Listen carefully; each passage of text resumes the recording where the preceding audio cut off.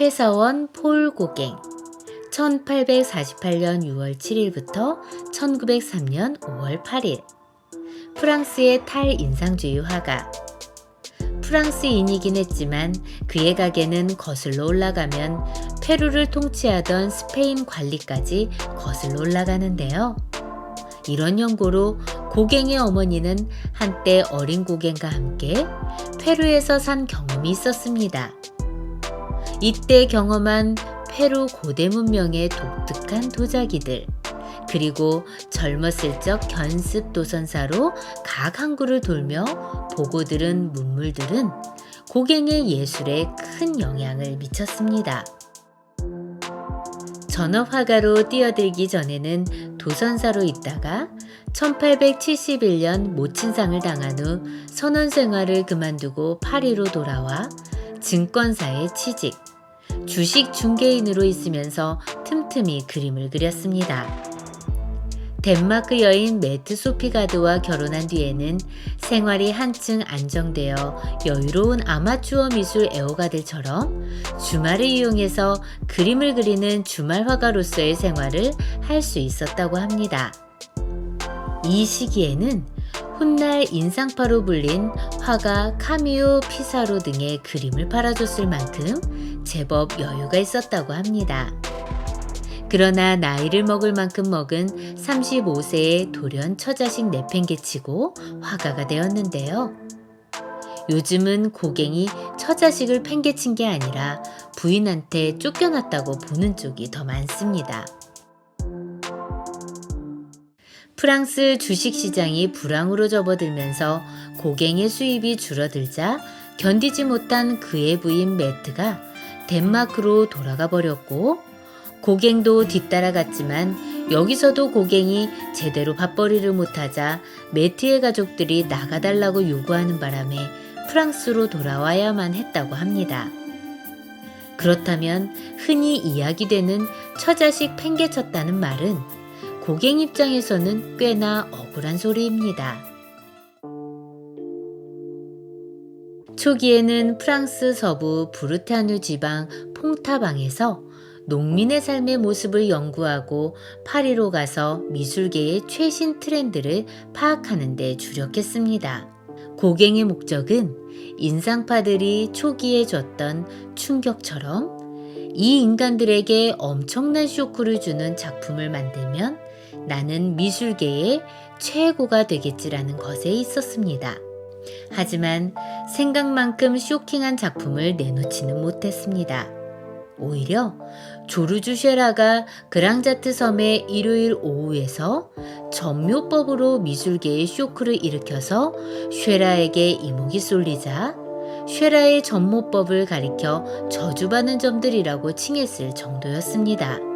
이 당시 인상주의 화가들이 그랬듯이 일본의 우키요에를 접하고 어린 시절 본페루의 도자기들을 사 모으면서 그런 경험을 살려서 도자기 만드는 작업도 했습니다.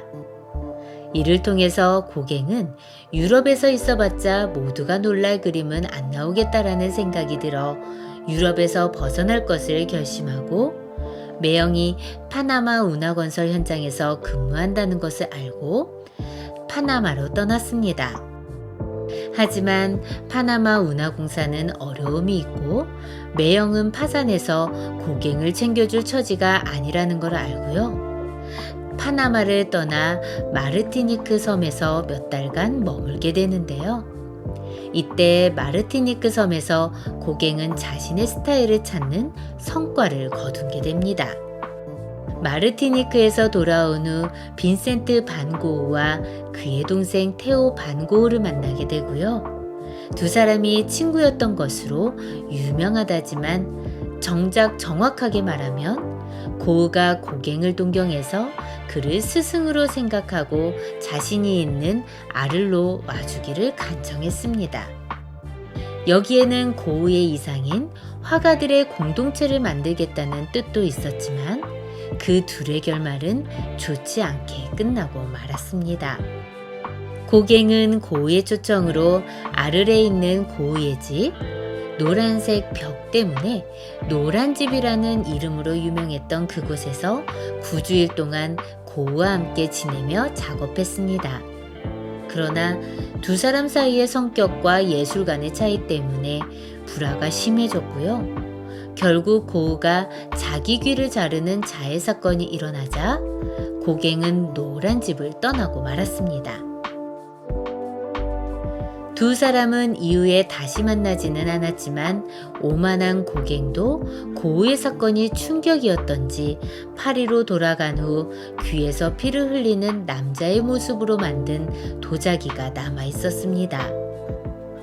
근래에 고갱이 고우의 귀를 잘랐다는 설이 돌기도 했지만 고갱의 성향이나 여러 정황으로 봐서는 그냥 설에 불과한 듯합니다. 이후 부르탄으로 돌아가서 황색의 그리스도 같은 걸작을 만든 후 1889년에 열린 파리 만국박람회에서 동남아시아와 일본, 태평양의 독특한 문화를 접한 고갱은 다시금 유럽을 탈출하면 영감이 솟구치는 이상향이 있을 것이라는 믿음이 있는 돈을 다 긁어 모아서 타히티로 떠나버립니다. 심지어 타히티에 갈 때 고갱은 자신이 공식적인 초상화 화가로 파견되었다고 거짓말까지 했고요. 아무도 고갱의 거짓말을 몰랐던 것이 타히티가 프랑스의 식민지이긴 했어도 머나먼 변방이었기 때문에 그런 데서 사기를 쳐봤자 아무도 따질 생각을 하지 않았던 탓이 컸습니다. 고갱은 때묻지 않은 타히티의 원주민들과 교류하는 밝고 희망찬 미래를 상상했지만 상상과는 현실은 너무도 달랐습니다. 이미 프랑스의 식민지였던 타히티는 문명화가 진행된 곳이었고 타히티의 원주민 소녀들은 뚱한 표정으로 고갱에게는 별 관심이 없었습니다. 고갱의 그림 속의 원주민 여성들의 표정이 그냥 시큰둥한 것은 이런 이유도 있다고 합니다. 타히티에서 2년 동안 머무르면서 자신만의 그림을 터득한 고갱은 다시 프랑스로 돌아왔습니다. 고갱은 타히티에서 그린 그림들이 미술계에 쇼킹한 반응을 일으킬 것이라고 믿고 있었습니다. 하지만 파리에서 전시회를 열었지만 사람들은 이게 그래서 뭐 어쨌다고? 라는 반응 정도였고요. 게다가 고갱이 그림 제목으로 붙인 타히티어들을 유치하다고 비꼬는 사람들도 있었습니다. 대작, 우리는 어디에서 왔는가? 우리는 무엇인가? 우리는 지금 어디로 가고 있는가를 보면 원초적인 그림과는 다르게 금테두리로 장식을 하였는데요. 자신의 그림이 대작이라고 확신한 고갱이 르네상스나 바로크 시대의 고전들처럼 화려한 장식을 한 것입니다. 이러하듯 당대에는 뭔 허세를 부리냐며 조소하는 이들도 있었다고 합니다. 결국 다시 타히티로 돌아간 고갱의 삶은 그야말로 궁핍과 뻘짓의 극치였습니다. 그림을 그려서 프랑스로 보내서 친구들에게 팔아서 돈을 붙이라고 했고요. 친구들은 어렵게 그림을 팔아서 돈을 보내줬지만 금융업에 종사했던 경력이 있음에도 불구하고 고갱의 경제관념 문제가 있어 그렇게 붙여진 돈은 며칠 안 돼서 날리기가 일쑤였습니다. 게다가 외할머니에게서 물려받은 투견 본능이 충만했는지 타히티의 정치 싸움에 끼어들어서 타히티에 건너온 중국인들을 비난하는 글을 현지 잡지에 기고하기도 했고요. 이 때문에 지금도 타히티의 중국인들은 고갱을 미워한다고 합니다. 이후 타히티보다 좀 더 문명의 손길이 덜 탄 마르키즈 제도의 히바오아로 옮겼지만 이곳에서는 앞서 정착해 있던 카톨릭 주교와 다툼을 일으켰고요. 현지인들을 위한답시고 총독을 비난하는 등 결국 알코올 중독과 악화된 매독의 증세로 1903년 5월 8일 고갱은 히바오아에서 숨을 거두었습니다. 지금도 그의 무덤은 그곳에 있으며 덕분에 고갱의 모는 유명 화가의 묘역 중에서 찾아가기 가장 힘든 축에 속합니다. 뚜렷한 윤곽선과 단순한 형태, 음영과 그림자가 없어서 평평한 느낌을 주는 색면, 실제 대상의 색깔과는 다른 강렬한 색채가 고갱 그림의 특징입니다. 그는 자연의 실제 모습을 그대로 그리지 않고요. 자신의 경험과 상상을 자신의 그림 속으로 녹여내서 그렸습니다. 이 때문에 한때 고갱과 절친했던 카미유 피사로는 고갱을 격하게 비난했지만 그림을 통해 자신의 감정과 내면을 드러낸다는 점에서 그의 작품은 후대의 포연주의 미술에 큰 영향을 미쳤습니다. 또한 문명을 멀리하고 원시와 자연을 예찬했다는 특징도 있습니다. 부인과 5명의 아이까지 뒀음에도 여자 관계가 꽤나 복잡한 편이었습니다. 타히티에 간 뒤로 몇 차례 현지 여성과 결혼과 동거를 거듭했고 그 중에는 15세 정도의 미성년자 소녀도 있었습니다. 첫 번째로 타히티 생활을 하고 돌아온 뒤에 프랑스에서 머물던 시절에도 미성년자들과의 관계가 심각했습니다.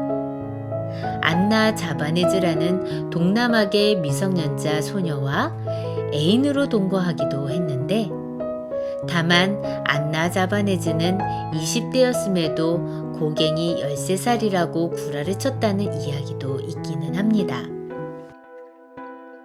사실 고갱이 자기 자신에 대해서 이야기하는 것들은 좀 하나는 듣고 하나는 버리면서 들을 필요가 있습니다. 상당한 허세의 소유자로 그가 적은 글이나 작품에 대한 설명, 심지어는 미성년자 소녀들과의 관계조차도 말입니다. 이는 고갱 본인이 상당히 자기중심적이고요. 자기 과시욕이 있었기 때문이었을 것으로 추측이 됩니다. 고갱이 화가로서의 인생 중 상당 기간을 보낸 타히티에는 고갱 박물관이 있습니다. 근대 뮤제 고갱이라고 간판을 달고 영업을 하고 있는데요.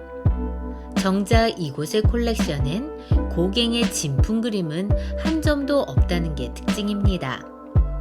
그도 그럴 것이 고갱은 돈이 필요해서 그림을 그리면 말리자마자 배편으로 프랑스로 보내 팔았기 때문에 당연히도 타히티에 남은 건 아무것도 없답니다.